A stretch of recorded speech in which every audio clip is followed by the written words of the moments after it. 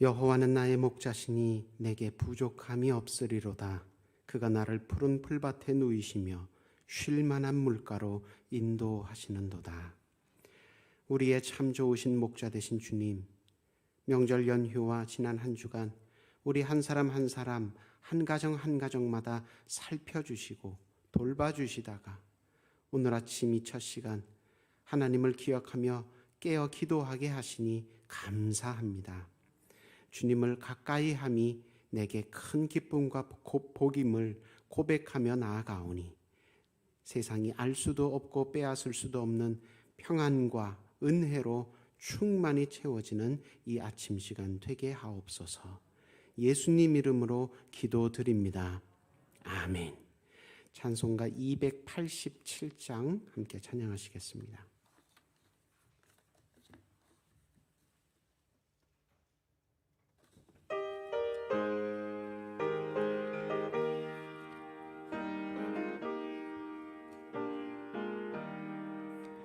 예수 앞에 나오면 죄사함 받으며 주의 품에 안기어 편히 쉬리라.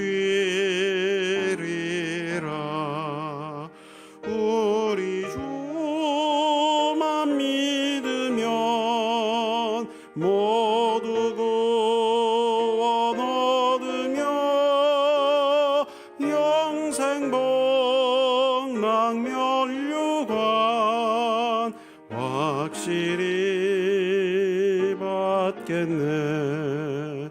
예수 앞에 나와서 은총을 받으며 마음의 기쁨 넘치어 감사하리라. 우리 주만 믿으면 모두 구원 얻으며 영생 복락면류관 확실히 받겠네. 예수 앞에 설 때에 흰 옷을 입으며 밝고 빛난 내 집에 길이 살리라. 우리 주만 믿으면 모두 구원 얻으며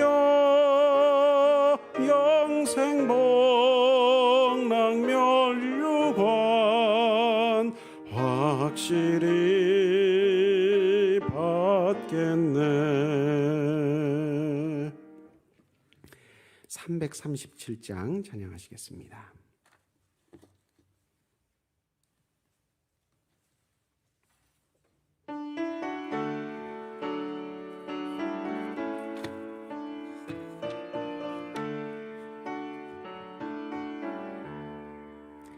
내 모든 시험 무거운 짐을 주 예수 앞에 아뢰이면 근심에 쌓인 날 돌아보사 내 근심 모두 맡으시네. 무거운 짐을 나 홀로 지고 견디다 못해 쓰러질 때 불쌍히 여겨 구원해 주리. 은혜의 주님 오직 예수. 내 모든 괴로움 닥치는 환난 주 예수 앞에 아뢰이면 주께서 친히 날 구해 주사 넓으신 사랑 베푸시네. 무거운 짐을 나 홀로 지고 견디다 못해 쓰러질 때 불쌍히 여겨 구원해 주리. 은혜의 주님 오직 예수. 내 짐이 점점 무거워질 때 주 예수 앞에 아뢰이면 주께서 친히 날 구해 주사 내 대신 짐을 져주시네. 무거운 짐을 나 홀로 지고 견디다 못해 쓰러질 때 불쌍히 여겨 구원해 주리. 은혜의 주님 오직 예수. 마음의 시험 무서운 죄를 주 예수 앞에 아뢰이면 예수는 나의 능력이 되사 세상을 이길 힘 주시네. 무거운 짐을 나 홀로 지고 견디다 못해 쓰러질 때 불쌍히 여겨 구원해 주리. 은혜의 주님 오직 예수. 오늘 우리에게 주시는 말씀은 마태복음 11장 28절에서 30절. 마태복음 11장 28절에서 30절의 말씀입니다. 함께 한 목소리로 함께 읽겠습니다. 수고하고 무거운 짐진 자들아 다 내게로 오라. 내가 너희를 쉬게 하리라. 나는 마음이 온유하고 겸손하니 나의 멍에를 메고 내게 배우라. 그리하면 너희 마음이 쉼을 얻으리니 이는 내 멍에는 쉽고 내 짐은 가벼움이라 하시니라. 아멘. 한 주를 마무리하는 토요일 첫 시간에 주님의 음성을 듣고 주님의 얼굴 뵙기를 사모하며 교회로 또 온라인으로 모이신 여러분 모두를 주님의 이름으로 환영하고 축복합니다. 말씀과 기도 가운데 오늘 우리를 향하신 하나님의 뜻과 계획을 깨닫고 순종하는 복이 있으시고 또 다음 한 주를 위한 하나님의 인도하심과 도우심을 약속받고 확신하는 이 아침 시간 그런 은혜가 풍성하시기를 축원합니다. 오늘 함께 읽은 본문 말씀의 근거에 성령께서 맺게 해주시는 온유의 열매에 대해 은혜를 나누고자 합니다.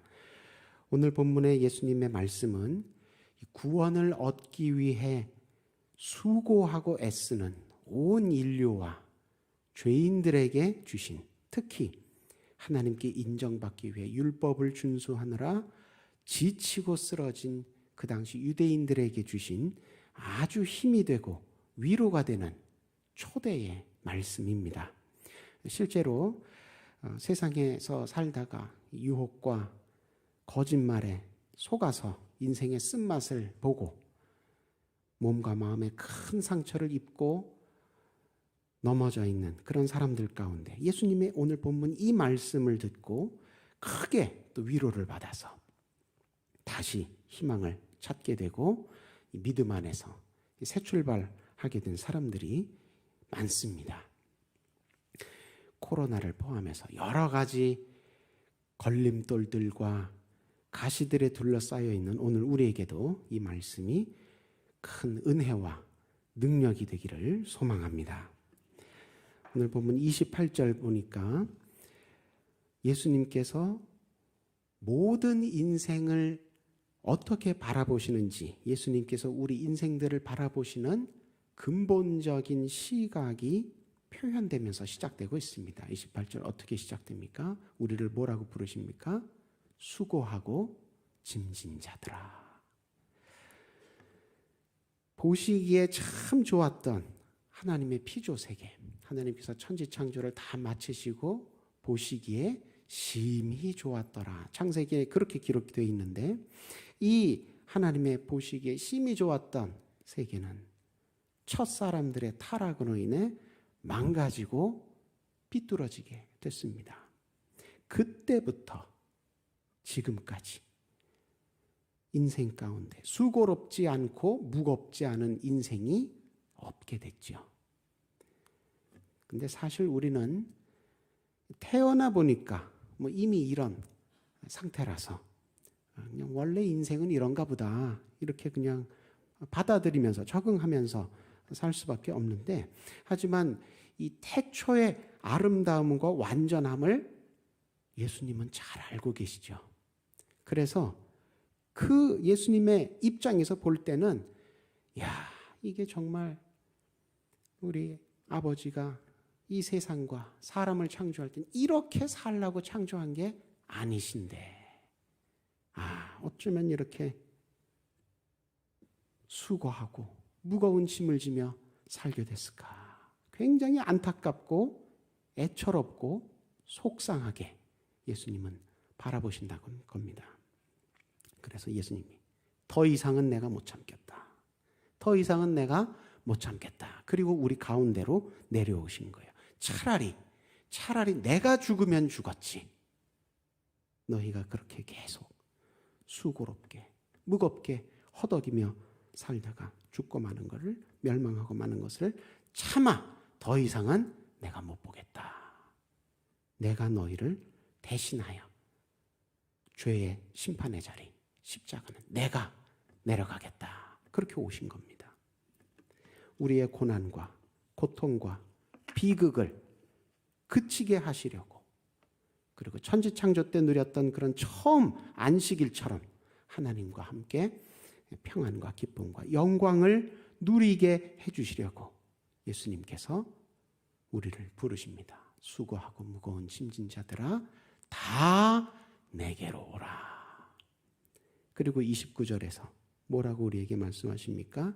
나의 멍에를 메고 배우라. 나의 멍에를 배우라고 말씀하십니다. 이 멍에는 흔히 뭘 의미합니까? 준수하기에 아주 힘겹고 어려운 그런 교훈, 그런 율법, 이런 걸 우리가 보통 멍에라고 많이 이해를 합니다. 그 예수님께서 왜 이렇게 말씀을 하셨을까? 좀 부드럽게 내가 너희를 구원하기 위하여 너희가 감당해야 할 죄의 심판의 자리 내가 감당하러 왔으니까 너희는 이제 내 가르침을 따르라. 너희는 이제 내가 시범 보여준 대로 그대로 본보기를 보고 그대로 본받으면서 따라와라. 이렇게 좀 부드럽게 표현하지 않으시고 왜 멍해라는 이런 부정적인 부담스러운 그런 표현을 쓰셨을까요? 예수님은 이 멍해라는 표현으로 뭘 암시하시고자 하셨냐면 바로 십자가를 암시를 하려고 하신 겁니다. 네, 여러분 생각해 보십시오. 십자가 아무리 긍정적으로 표현하려고 해도 긍정적으로 표현이 됩니까? 십자가인데. 그래서 십자가를 멍해, 이거보다 더 어떻게 다른 말로 표현을 할 수가 없었던 거예요. 예수님께서 우리 멍에를, 무거운 멍에를 대신 짊어지시고 가시는 겁니다. 그런데 이 놀라운 건 30절 보니까 예수님께서 내가 지는 멍에, 내 십자가는 쉽고 가볍다 그렇게 말씀하십니다. 아니 어떻게 십자가가 쉽고 가벼울 수가 있죠? 예수님도 겟세마네 동산에서 마지막으로 십자가 앞두고 기도하실 때 어떻게 기도하셨습니까?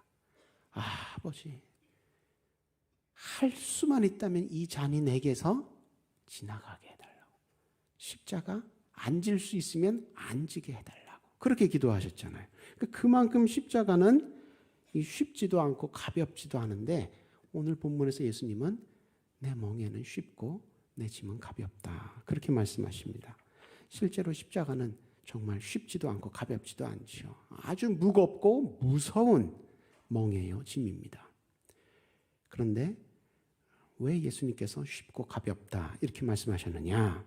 예수님도 아시죠? 그 십자가가 얼마나 무겁고 무서운지. 하지만 우리를 몹시 사랑하시기 때문에 그 수고와 고통을 내가 기꺼이, 내가 선뜻 감당하시겠다. 그런 뜻입니다. 우리 권사님들, 자녀를 출산하실 때 한번 생각해 보십시오. 아이고, 세상이 끝나게 배가 아프죠.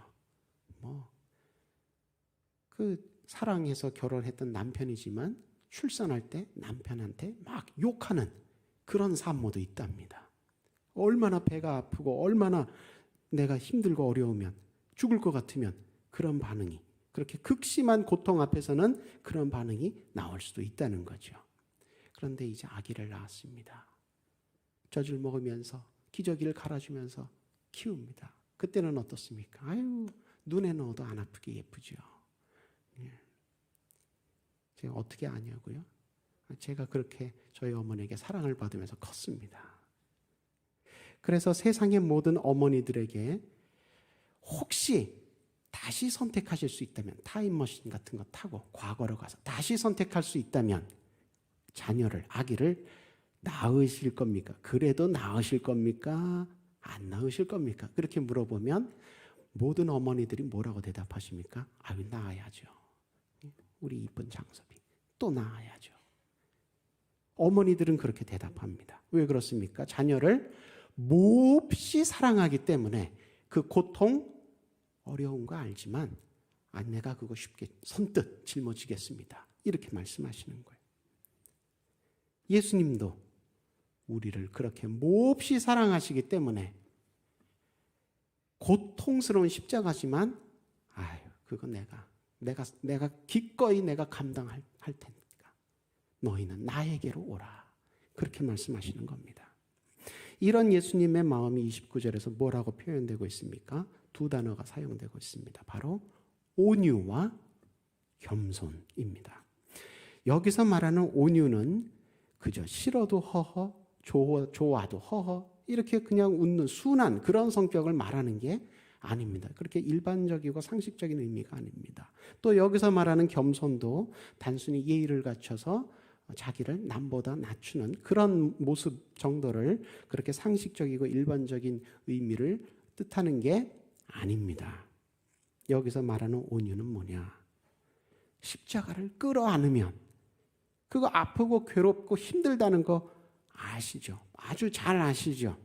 그러나 그런 십자가 앞에서도 물러서기는커녕 혹시라도 우리가 먼저 그 십자가 손댈까 봐, 혹시라도 우리가 그 심판의 자리에 먼저 들어가게 될까 봐 예수님께서 내가 덥석 그 십자가를 끌어안으시는 그런 우리를 향한 따뜻함, 그런 걸 의미하는 단어입니다. 또 여기서 말하는 겸손도 십자가는 사실은 예수님한테는 전혀 어울리지 않는 자리죠. 하나님 아버지 우편 보좌, 영광의 자리에 계시던 분인데 그런 자리가 예수님께 어울리는, 빛나는 구름 속에 영광의 보좌, 이런 게 예수님한테 어울리는 자리지 말고요, 어울리지 않고요. 빈들에서 광야에서 기도 그런 자리에 어울리지 않고요. 십자가 더더욱 어울리지 않습니다. 그런 십자가 사실 예수님 입장에서 볼 땐 내가 그 십자가에 달린다? 하나님인데, 하나님의 아들인데 십자가에 달린다? 아이고, 그 손해와 수치만 되는 자리죠. 예수님께서 그걸 잘 아십니다.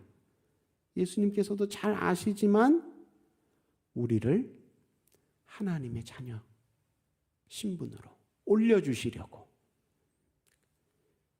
안 그러셔도 될 만한 분이 굳이 선택하시는 낮은 자리, 가장 낮아지는 자리,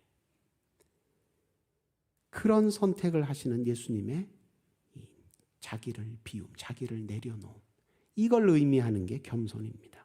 이걸 이렇게 길게 설명하려니까 너무 길어지잖아요. 그래서 그냥 온유와 겸손 이렇게 짧게 표현을 하신 거지만 일반적이고 상식적인 그런 단어의 의미가 아니라 여기서는 예수님께서 내가 앞으로 어떤 사역을 감당할지, 내가 왜 왔는지를 설명해 주기 위한 단어로 쓰신 겁니다. 사도 바울도 그렇고요. 초대교회도 그렇고요. 예수님의 이 온유하심을, 이 겸손하심을, 이 희생적인 사랑을 받은 사람들은 결코 잊어버릴 수가 없었습니다. 왜냐하면 예수님의 이 온유하심 덕분에, 이 겸손하심 덕분에, 이 희생적인 예수님의 사랑 덕분에 사도 바울 특히 보면, 그죠? 죄와 사망의 길에서 건져내어져서 새 사람 되는, 새 인생 사는 길을 가게 됐기 때문입니다. 그래서 모든 기득권을, 그 신약 시대는 무슨 시대라고 그랬죠? 로마 시대입니다. 그 로마 시대에 태어나면서부터 나는 로마 시민권을 가지고 있다. 이거 굉장한 특권인데 바울은 그것을 배설물처럼 버리고 예수님 따라가는 삶을 살기 시작했다는 겁니다. 왜냐하면 자기가 그렇게 건진받은 거예요. 야, 내가 예수님 내 자리만큼 낮아지셔서 내가 올라가게 됐구나. 잊을 수가 없어서 예수님 따라가게 됐다는 겁니다. 오늘날 우리도 십자가 앞에서 바울과 같은, 초대교회와 같은 그런 동일한 감동을 느끼고 동일한 은혜를 현대교회도 지금 우리도 체험하고 있는 중입니다. 그래서 우리도 예수님의 온유하심, 겸손하심, 사랑하심을 배우고 또 따라해서 예수님과 같은 흔적이, 초대교회와 같은 흔적이 우리 몸에, 우리 삶에 새겨지기를 원하나이다. 그렇게 기도하며 우리도 신앙생활 하고 있죠. 한 주를 마무리하고 주일을 준비하는 토요일 이 하루 동안 성령께서 맺게 해주시는 주님의 온전하심을 나도 이루게 되기를 축원합니다. 그래서 주님 덕분에 내가 새 사람 되어 새 인생 살게 됐듯이 나도 내 형제자매, 내 이웃, 심지어 내 원수조차 새로 태어나서 새로운 피조물이 되도록 돕는 작은 예수가 되시기를 주님의 이름으로 축원합니다. 기도하겠습니다. 우리를 불러 하늘의 평안과 영광 가운데 안식하며 누리게 하시는 주님, 이 아침 말씀으로 주님께서 오신 목적과 주님께서 주시는 선물에 대해 다시 한번 배우고 깨닫게 하시니 감사드립니다. 성령의 도우심 가운데 주님 꼭 닮은 주님의 사람, 온유한 사람으로 살게 하셔서 많은 사람들을 주님 품으로 인도하게 하옵시고 기도와 전도에 부유하고 풍요로운 생명의 일꾼들 모두 되게 하여 주옵소서. 우리 가운데 육신의 연약함으로 말미암아 하나님 앞에 오늘도 눈물로 기도하고 있는 환우들 함께 기억하며 기도합니다. 하나님, 그 육신의 연약함 주님께서 아시오니 못자국난 손으로 어루만져 주셔서 깨끗하게 치유되게 하여 주옵시고 그 일로 말미암아 혹시라도 믿음에 시험이 들지 아니하도록 천군 천사로 그 심령을 둘러진 저 보호하여 주옵소서. 붙들어 주옵소서. 또 기도하며 간병하고 있는 가족들에게도 영육간의 강건함으로 함께하여 주셔서 그 병마가 그 가정을 더 흔들지 못하게 하여 주옵시고 이 일로 인하여 오히려 더욱 기도로 든든히 세워지는 믿음의 가정들 모두 되게 하여 주시옵소서. 코로나로 인하여서 많은 사람들이 하나님 앞에 어려움을 호소하며 기도하고 매달리고 있습니다. 하나님, 이제 이 질병의 악한 그림자가, 긴 그림자가 거두어질 수 있도록 하나님 은혜와 능력으로 우리와 함께하여 주옵소서. 하나님 앞에 날마다 세상의 모든 교회들이 기도하고 있사오니 하나님 기도로 이 질병이 쫓겨나가게 하여 주옵시고 거두어지게 하여 주셔서 많은 사람들이 너희가 믿는 하나님이 참으로 생명의 하나님, 참 하나님이로다 믿음으로 고백하며 저들도 구원의 길로 들어오게 되는 귀한 선교의 역사가 풍성하게 더욱더욱 맺어지게 하여 주시옵소서. 북한에 있는 옥류되어 계시는 김정욱, 김국기, 최춘길 선교사님, 하나님 이 선교사님들 귀한 주님의 종들 위하여 또 이 시간 함께 기도합니다. 잊지 않고 기도하오니 하나님 모든 교회들이 또 이 가정의 가족분들이 함께 기도하며 하나님 앞에 간구할 때에 악한 자들이 저들을 더 이상 만지지도 못하고 주장하지도 못하게 하시고 하나님 믿음 안에서 고난 가운데 승리하는 욥과 같은 우리 선교사님들 될 수 있도록 한 사람 한 사람 한 심령 붙드시고 인도하시고 돌보아 주시옵소서. 그래서 그 북한에 얼어붙은 어두움의 땅이 하나님의 복음으로 녹아지고 복음으로 다시 회복되고 부흥되는 귀한 생명의 하늘의 미랄 같은 우리 선교사님들 되셔서 하나님께서 그렇게 사용해 주셔서 우리가 하나님 앞에 다 한자리에 모였을 때에 참으로 감사와 기쁨의 간증으로 영광 돌리게 하옵소서.